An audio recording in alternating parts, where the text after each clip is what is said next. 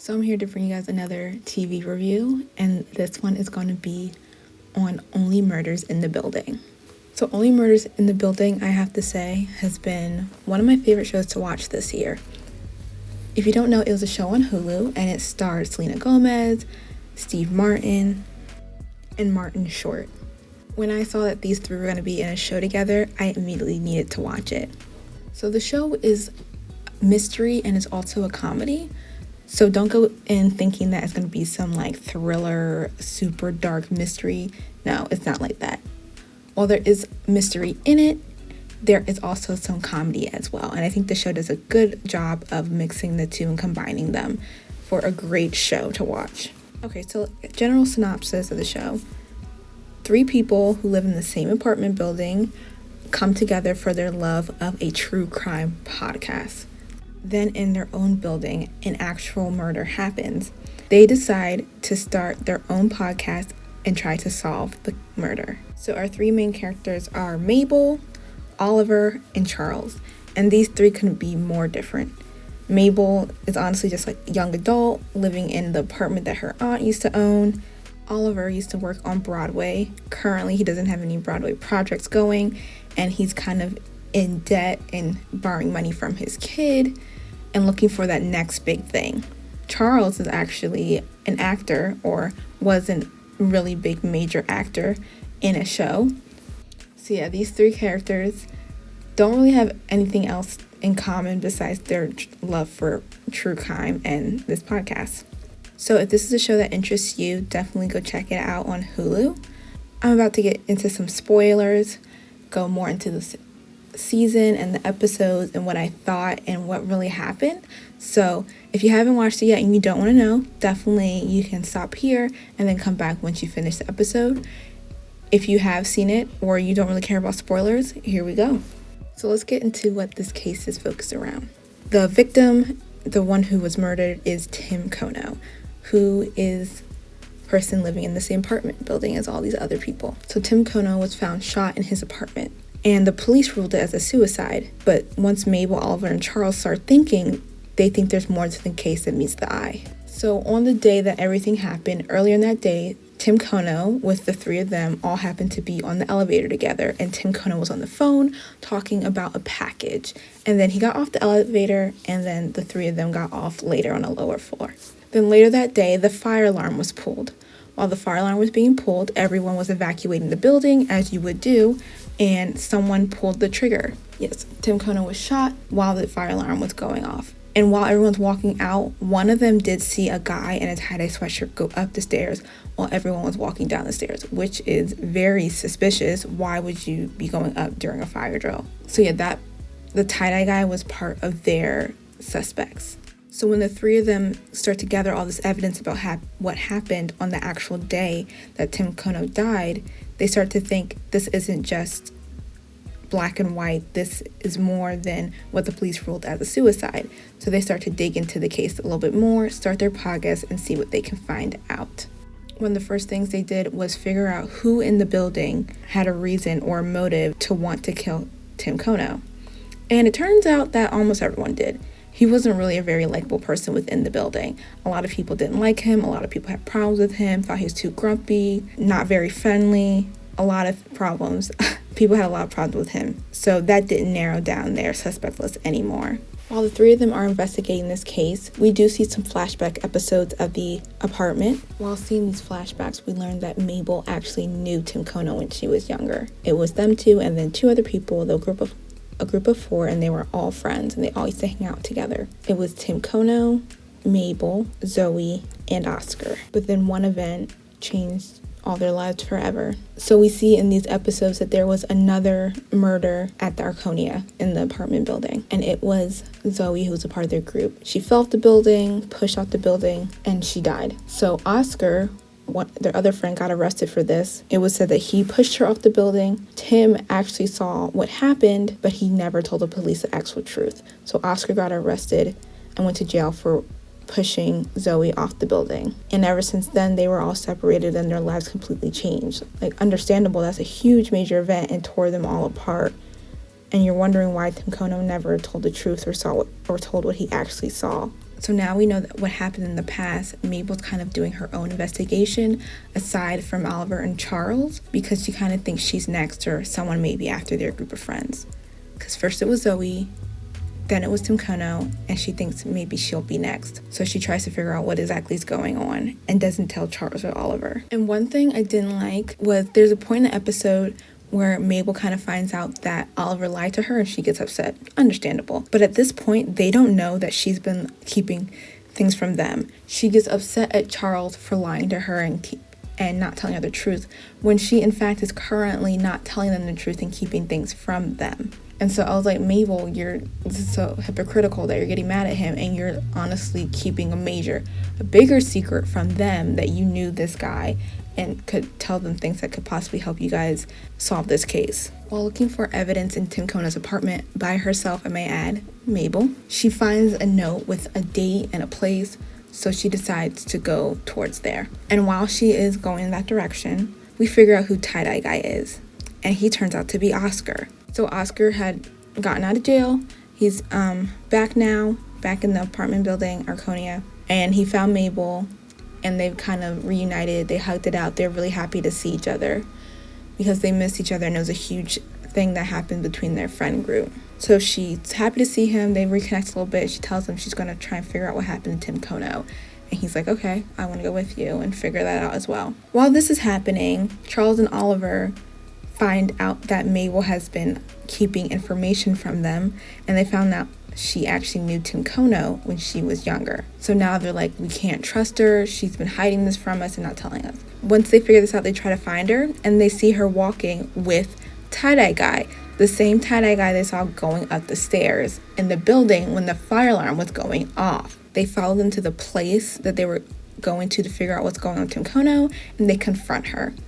She does apologize for lying to them and keeping it a secret, and they kind of all talk it out and they forgive each other. She was kind of scared, didn't want them to think it was her that did this, back and forth. So they decided that they need to trust each other moving forward, and then they bring all the evidence that they have together to figure out what actually happened to Tim Kono. As they're looking more into Tim Kono's death, they find he has tons of jewelry, and they're wondering what is going on. They figure out that their sponsor for their podcast is connected to all the jewelry they found in Tim Kono's apartment. And now they're like, we have a problem. We can't accuse our sponsor of our podcast, which we are creating for this murder. We can't accuse him of being a murderer because that would not be good for us. So they decide to see if they can get more information and figure out if he actually did do this. So they start following them and seeing what's going on, and they find out there are grave robbers.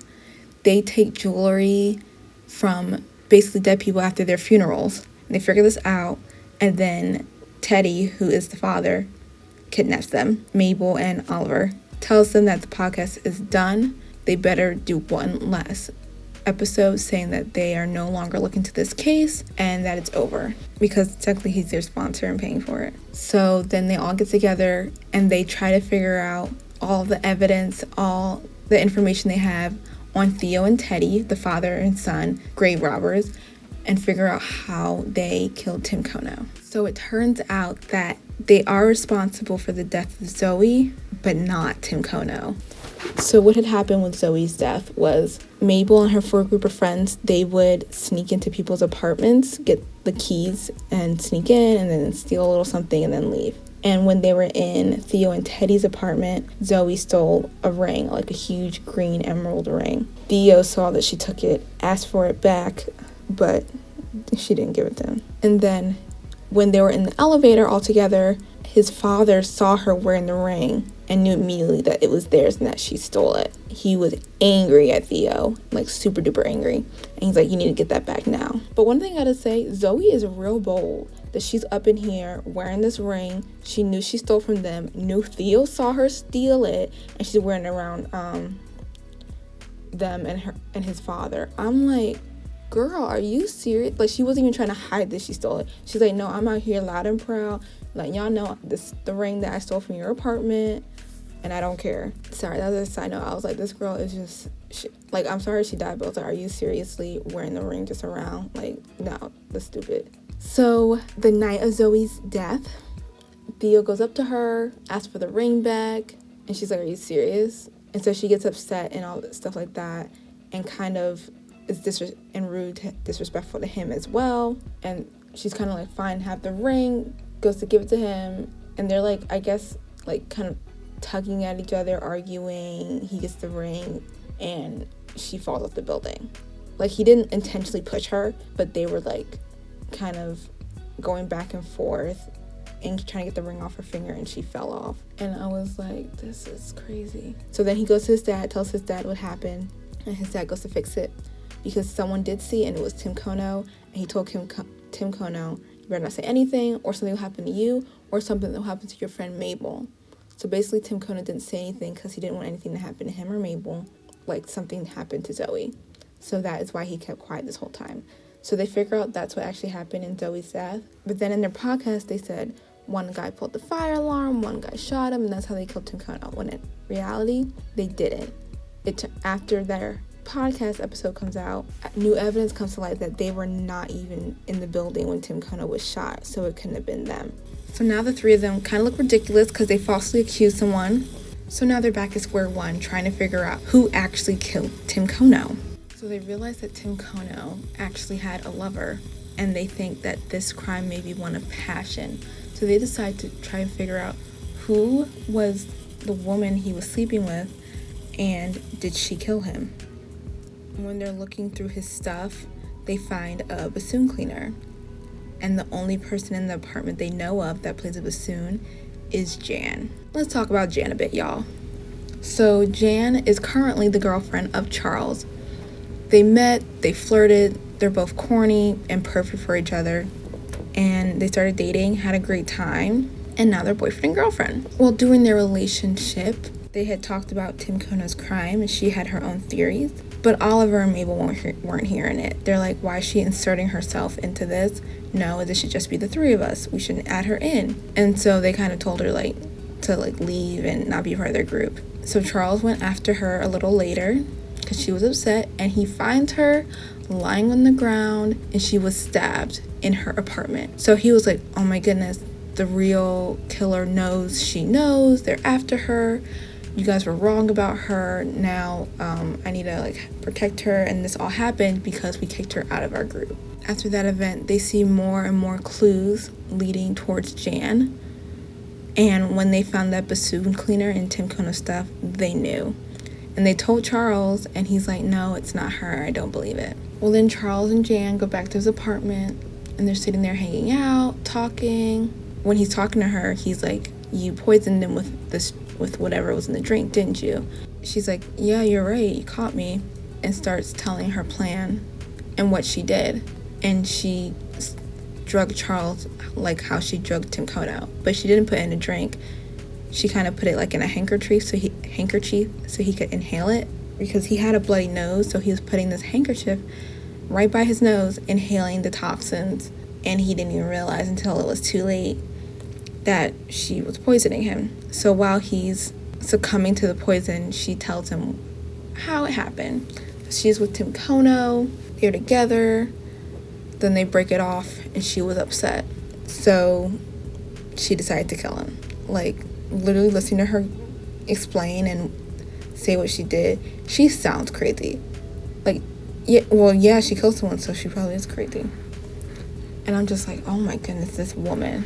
So she writes a suicide note that they found in his place, puts the gun at his head, makes it look like he shot himself, and is on her way. But this time she's like, well, too many people know now, and there's too much attention on this case because of the podcast they started, so she needs to get rid of the building. Yes, this woman is crazy. So she leaves him just getting poisoned in his apartment and goes to kind of blow up the apartment building.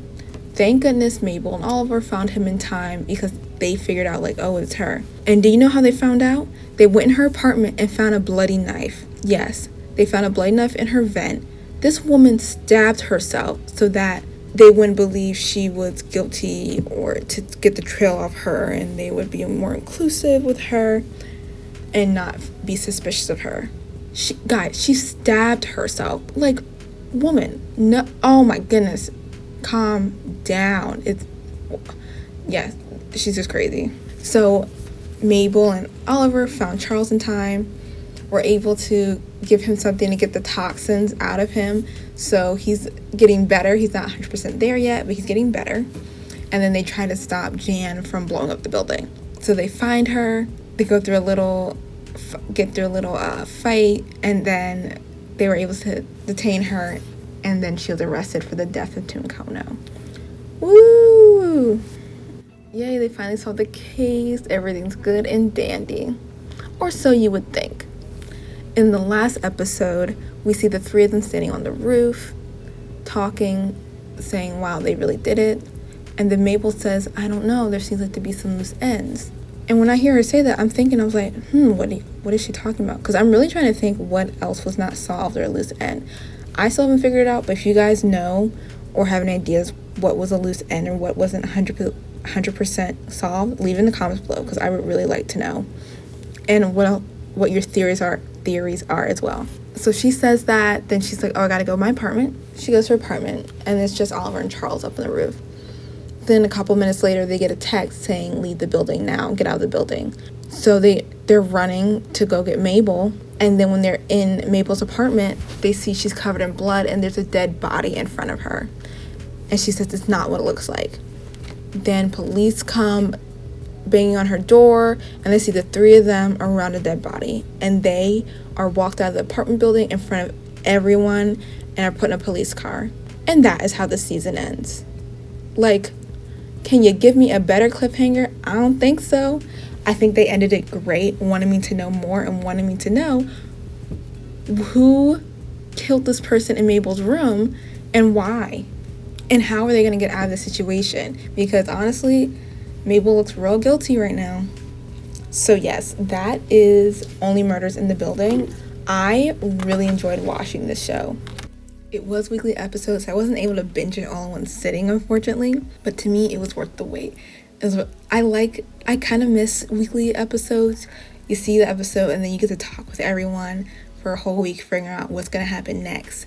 And then the next episode comes, and then you get to have a whole week to figure out, okay, what's going on, see what other people are saying on social media, what other people think, their theories. I don't know, I just miss things like that when, like, you get to see what other people think, and it's not like everyone binges it within one sitting, and then you kind of all figure out what happened. So it was nice to see it weekly. Me and my sister would honestly have a running weekly date to get popcorn and sit down and watch it every week to see what's going to happen in the next episode. I really enjoyed watching this show. As I said before, I think they did a really good combination of mystery and comedy. I think they had a good amount of both, and that was one thing I really, really enjoyed about the show. I love these three characters together, and I love that Selena Gomez, Martin Short, Steve Martin all got to play them. Like, it was a great casting trio. Like, great. Props to the casting director for that one. There was one thing that kind of got on my nerves, and that was Tie-Dye Guy. Tie-Dye Guy sweatshirt. I was like, does this dude not own another sweatshirt? Like, I know they labeled it Tie-Dye Guy, but does he only wear the same tie-dye sweatshirt every single time he's in a scene? Like, there were a couple scenes he wore something different, but majority of his scenes, he was in that sweatshirt. And I was like, can we get the brother a wardrobe, please? So one thing I'm hoping is maybe he has a different sweatshirt. You know, just one other color would be fine by me, just to add in there. I did enjoy Mabel and Oscar's relationship. That was so cute. Them reconnecting and then getting together. I am a little suspicious of him a bit, you know. I think he's a good guy, but I don't know. You know, there's gonna be a season 2. Don't know what really happened, but I would love to see him be 100% a good guy and him and Mabel together. But I am curious to see what happens in season 2, because they did officially get renewed for a second season. So I'm interested to see what happens in season 2, how they get themselves out of this mess, and who murdered this woman in Mabel's apartment. So yeah, I told you guys a bunch of what I really enjoyed about this show, which is almost everything. The episodes, the casting, the characters. I liked the journey that the mystery went on. I honestly didn't always know 100% who did what, and I really enjoyed that. So they did keep me on my toes. I am still I'm not quite sure where season 2 is going or who did what. So maybe I'm slow, y'all, or I don't know. Usually I can kind of guess, or maybe have an inkling, like, okay, maybe this person. I'm not 100%, but like maybe them. But I really don't have anything right now, so I'm interested to see what's gonna happen. Yeah, and I didn't really dislike anything too much. Like I said, tie-dye guy sweatshirt, wish she had another one. But majority, I really enjoyed this show, like a lot. It's definitely one of my favorite shows, as I mentioned before, that I watched this year. So if you have watched Only Murders in the Building, let me know what you thought. Did you enjoy this season? And what did you think of that cliffhanger for the season finale, y'all? And if you haven't seen it yet and you're interested in watching the show after even though I like went through it, it's one season on Hulu and you can watch all the episodes because they are out now. So I hope you guys enjoyed this review that I had of Only Murders in the Building.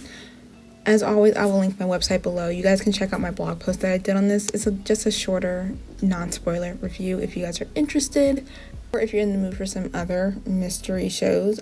I'll see what I can find and then leave some links below for you guys to check out any suggestions that I have. You guys can also go follow me on my socials, which I'll link below. I'm most active on Twitter, but feel free to follow whatever. And if you guys want to see more reviews and be notified anytime I upload a new video, definitely hit the subscribe button so you guys can know anytime a new video is posted. So I hope you guys have a good rest of your day, good rest of your week, good rest of your month, and a good rest of your year. And until next time, bye.